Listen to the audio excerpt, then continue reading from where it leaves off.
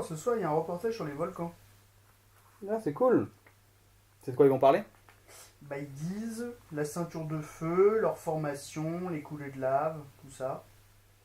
Ah, c'est sympa. Ils vont parler des remontées de magma, de la formation des chambres magmatiques, des trucs comme ça? Bah oui, ils parlent de la lave. Oui, mais la lave et le magma, c'est pas la même chose. Bah quand même. C'est un truc rouge là, ça brûle tout, c'est visqueux, et puis voilà, c'est pareil. Ça me cherche à m'énerver en fait.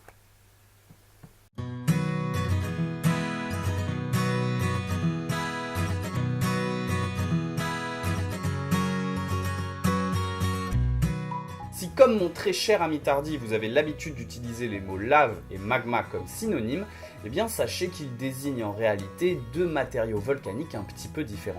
Le magma correspond à un mélange de roches partiellement fondues, composé de solides, de liquides, de gaz dissous et de particules volatiles. Il se forme généralement dans une profondeur allant de 50 à 150 km, là où les conditions de pression et de température particulières le lui permettent.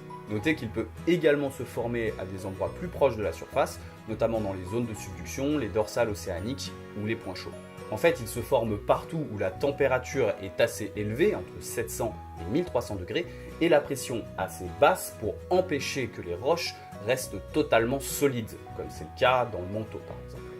Du fait de sa composition particulière, le magma a une densité plus faible que le reste des roches qui composent le manteau. Et du coup, par le phénomène de la poussée d'Archimède, il va remonter progressivement vers la surface et parfois séjourner dans des zones particulières que l'on appelle des chambres magmatiques. Au cours de cette remontée et de son éventuel séjour, le magma va subir tout un tas d'évolutions chimiques à travers différents processus que nous ne détaillerons pas ici, sinon on en aurait pour une année. Et ce serait super relou.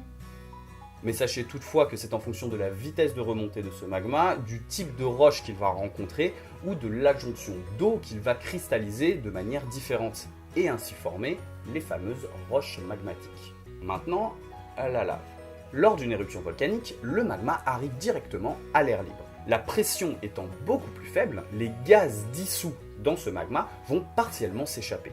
Et ce magma partiellement dégazéifié, c'est ça qu'on appelle la lave. Bien entendu, à différents types de magma correspondent différents types de lave. En fait, c'est la composition chimique du magma à l'origine de cette lave qui explique cette différence.